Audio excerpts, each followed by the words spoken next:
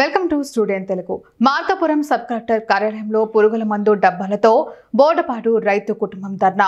తమ భూమిని గత వైసీపీ ప్రభుత్వంలో వైసీపీ సర్పంచ్ బంధువులు ఆక్రమంగా ఆన్లైన్ చేసుకున్నారన్న బాధితులు. భూమి విషయం మీద అడిగితే మాపై దాడి చేశారని ఆందోళన చేస్తున్న బాధితులు.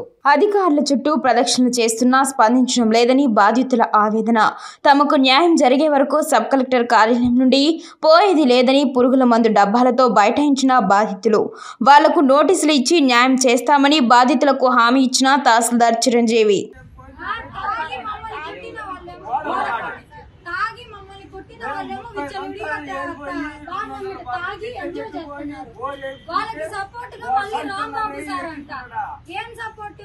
ఇప్పుడే చెప్తున్నా రాంబాబు సార్కి కూడా మీరు అన్యాయంకి వెళ్ళి సపోర్ట్ పలకాలి అని అంటే మాత్రము నేను చెప్తున్నా పరిణామాలు చాలా తీవ్రంగా ఉంటాయి. మీరు వచ్చి ఎవరైనా కనుక్కొని ఎంగేజ్ చేసుకొని నేను తప్పు చేస్తాం లేదు.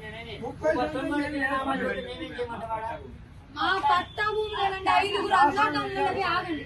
ఐదుగురు అన్నదమ్ముల భూముల్ని లేదండి ఒకసారి ఇక్కడే కూర్చొని మేము ధర్నా చేస్తే మేము న్యాయం చేస్తాము అన్ని చేస్తామని చెప్పి ఇప్పుడు వరకు కనీసం ఎవరైనా చేయలేదు. మాది మేము రావాల్సిందని చెప్పి పద్ధతిగా మేము వెళ్ళి అడిగినందుకు కట్టెలు బ్యాటులు తీసుకొని విచ్చలుడిగా కొట్టరావిడికేమో చెయ్యంత రుజ్జు అయిపోయింది. ఆయనకేమో నడుములో వెళ్ళి రుజ్జు అయిపోయి బెల్ట్ వేసుకొని తిరుగుతున్నారు.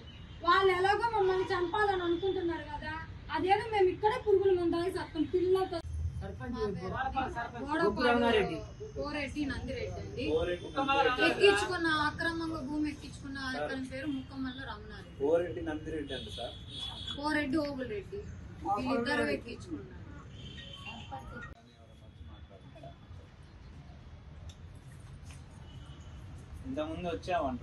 ఇది వరకు వచ్చి మేము ధర్నా కూడా చేసాం. ఇక్కడ మందు డబ్బాలు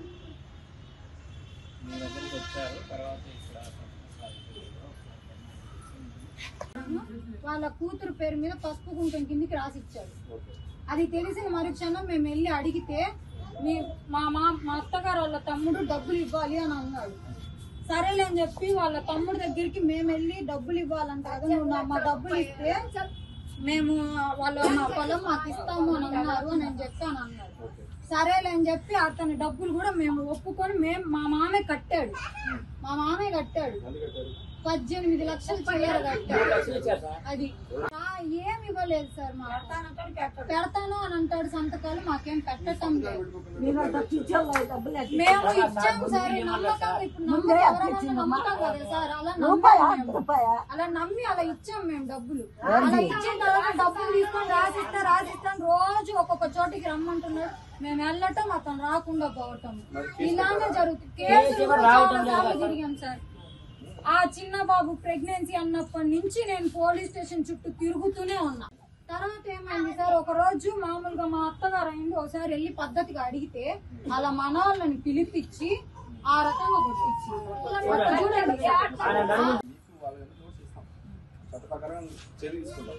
ఇప్పుడు చర్య తీసుకుంటామంటే విచారణ పూర్తి అయిపోయిన తర్వాత ఇది కరెక్ట్ కాదు అని తేలిన తర్వాతనే ఎవరు తప్పు ఉందో వాళ్ళ మీద యాక్షన్ తీసుకుంటాం. దానికి మేము సహకరిస్తే పని అవుతుంది. ఓకేనా? ఇలాగ వచ్చి కూర్చొని ధర్నా చేస్తే పనులు అవ్వవు. బట్ మీ యాస్ చేసినట్టు నాకు అర్థమైంది. ఇప్పటిదాకా నాకు తెలియదు. నేను వచ్చి దాదాపు 10 నెలలు అవుతుంది. ఇప్పటిదాకా ఈ సమస్య మా దృష్టికి రాలేదు. మీ గ్రామానికి వచ్చి కలెక్టర్ వచ్చారు, మన జిల్లా కలెక్టర్ కూడాను రెవెన్యూ సదస్సు పెట్టింది, బోర్డుకోళ్ళు వచ్చారు మేడం గారు. ఆ గ్రామ సభలు కూడాను మీ సమస్య మా దృష్టికి తీసుకురాలేదు. పద్ధతి తీసుకోవడం మాకు తెలియదు. ఈ రోజు కొత్తగా సమస్య మా దృష్టికి తీసుకొచ్చారు. సో దీని సంబంధించి విచారణ చేయాలంటే నోటీసులు ఇవ్వాల్సిందే. అది మీకైనా వాళ్ళకైనా ఎవరికైనా నోటీస్ ఇవ్వాల్సిందే. నోటీసులు ఇచ్చి విచారణ చేసిన తర్వాత మీకు ఎవరికైతే న్యాయపరంగా చట్ట ప్రకారం వాళ్ళకి న్యాయం జరగాలి. మా పొలం మాకు రావాలి, లేకపోతే చచ్చిపోతాము ఇక్కడే. అన్యాయంగా మా డబ్బులు పోగొట్టుకొని మా పొలాలు పోగొట్టుకొని ఏమి సార్ ఇదంతా ఆ రకంగా కొట్టారు వాళ్ళందరినీ. అతనికైతే అసలు మొత్తం కనపడని డబ్బులు తగిలినాయి అతనికైతే, మా పెద్ద మామకి. ఏదైనా అయితే ఏం సార్, ఇప్పుడు ఎలాగో వాళ్ళు అక్కడ చంపుతున్నారు కదా,